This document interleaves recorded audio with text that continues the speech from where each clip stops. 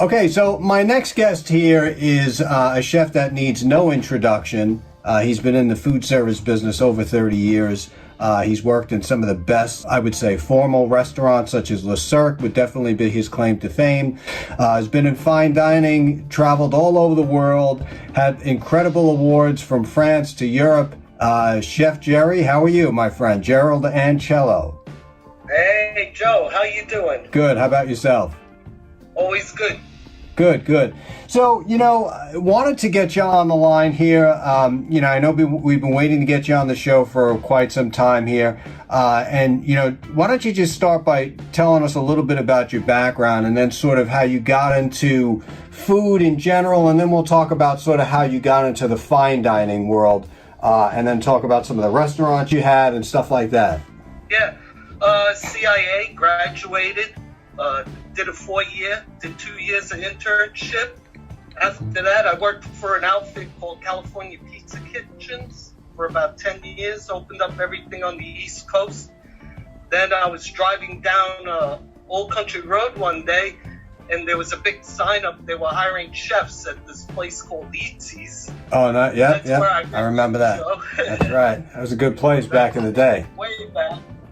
But before all that, I sort of did everything backwards in my life. At 19 years old, I owned a pizzeria called Pizza Connection. Right. It was in La Havre in New York, and I had that for 4 years. I got out of that. The hours were killing me. Loved it. Loved every minute. Probably the greatest thing I ever did. I mean, it was awesome. And met you. Then we got transferred to Manhattan, where we really hit things off. And then we got invited to go to Le Cirque.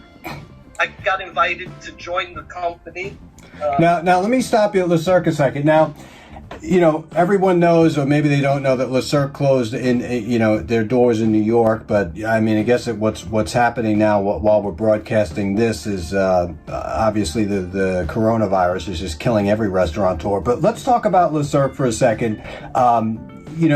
A lot of people might not, you've done both. You've done the fast food industry, you've done takeout, you've done lower ticket items, everywhere from $5 to $10 a plate. But then when you get to Le Cirque and you start charging like $550 per plate and you start getting all this stuff flown in from all over the world, tell us a little bit about that experience, and then working with Chef Danielle and all that stuff. Tell us about that experience at Le Cirque, because you can go to, and I'm not downgrading any of the chefs that work outside of New York for Le Cirque, but let's face it, Le Cirque was made in New York, and that's where all the heavy hitters came from, all over from France, and Paul Bocuse, who we both knew. Talk to us a little bit about that. Well, it was an unusual experience. Basically, Ciro gave us the opportunity to use the finest products from around the world. He wanted the best for his people. He charged, but everything you got was worth it, top notch. I did a la carte, which is basically you got to be ready, because there are clients that eat this so much they're tired of the menu, so they want something a little bit different, and you have the option to pour them any wine, pair it up with any cheese, anything from foie gras all the way through lobster, filet mignon, hand cut, hand sizzled. So now, what do you say to the people who would tell you, and it could be average people, or it could be people with a lot of money, when they tell you that I would never pay $550 per plate? What's going to be so different from a meal that I can get at Olive Garden compared to a meal that I can get at Le Cirque? What would you say to those type of people? Oh my God! Well, they don't know. Fine dine is fine, and basically, you're getting an experience. You're purchasing an experience. The food is the food. The food is awesome, but the whole experience, the fine dine, from the linen tablecloths to the concierge to the dessert table that comes around, everything is top notch. Awesome. Top notch. So how do you think restaurateurs like Le Cirque and stuff like that, how do you think that they're going to bounce back from this? They're a higher ticket item. How do you think that they're going to be able to bounce back from all these closures and people kind of tightening up their wallets and stuff like that? fine dine is an experience that'll never go away. It's the pinnacle, and I believe that people are cooped up for so long that when this is over, people are going to want to celebrate and search for that experience, which means, it might actually help them in the long run. Now, be able to go out and enjoy with your friends and really lavishly dine would be a great experience. I'm sure people right now are all cooped up in their houses going crazy. So exactly. Now, how do you feel about where food is going now? I mean, you've been in the industry for 30 years plus.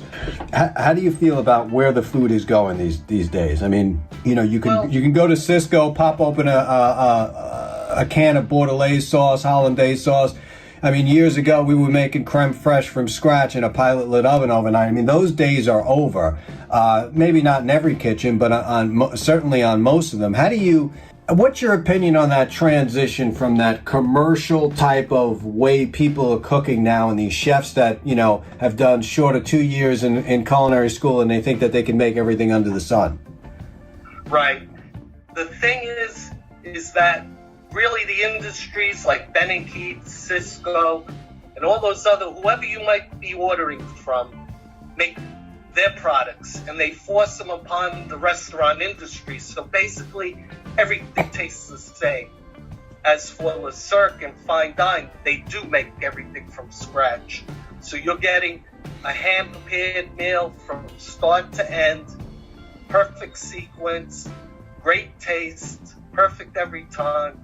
And that's the difference. I mean, if you go to, let's say, Cheddar's, or you go to Cheesecake Factory or some of these other places, they all have the same products, which are made ultimately by the big food vending companies. So you're not doing anything different. You're just putting it on a plate and selling it.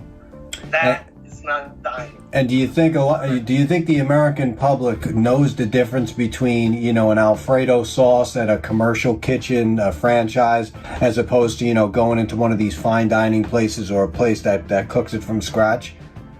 Absolutely not. No. I believe the industry the people need to be educated, number one. Number two, the stuff you're getting in Cheddar's and Chili's and all these other places is total garbage at the end of the day. Really. I mean, they mark it up so they can make, pay bills, but at the end of the day, everything tastes the same. They use generic everything. It's horrible. Additives, preservatives, stuff like that. I mean, what you're getting is a bag of Alfredo sauce coming into a franchise restaurant with carrageenan in as a thickener, all these other preservatives. And it sure as hell can't be good for you. No. So what's the future look like for you now? You worked in some of the best restaurants. You work side by side with Paul Bocuse. Where in your age, because age has a lot to do with it too. I mean, where, you get to being 50, you don't want to be killing yourself in a restaurant. Where does someone like you go for all that experience? Or are you not gassed out? Are you ready to keep rumbling for another 20 years? I don't think 20 years. I do consulting now. I help small restaurants that are opening up, design their menu, try to give them ideas to be different than other people, other restaurants out there. Me, myself, lately, I have a bunch of people that are investors have been pushing me to start a restaurant. I don't know. The future has to come, and if it's the right place and the right idea, right concept, I'll do it. Would you ever think about doing fine dining again? Would you ever be polishing that silver, working with the best of the plateware, flatware, $2,000 chairs? What do you think? You think that's passion? It is your passion, right? You never lose that, and it's. I think over the years, though, people have drifted away from that. Yeah. Well, as well as me, some of the private dinners we did at people's houses were awesome.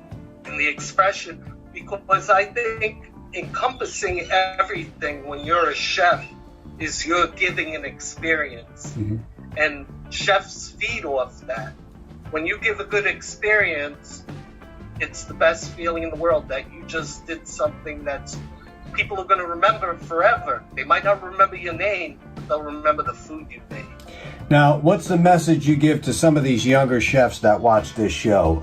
Those of those individuals who are thinking about going into culinary school, thinking about getting into this business, taking out a loan to go to school.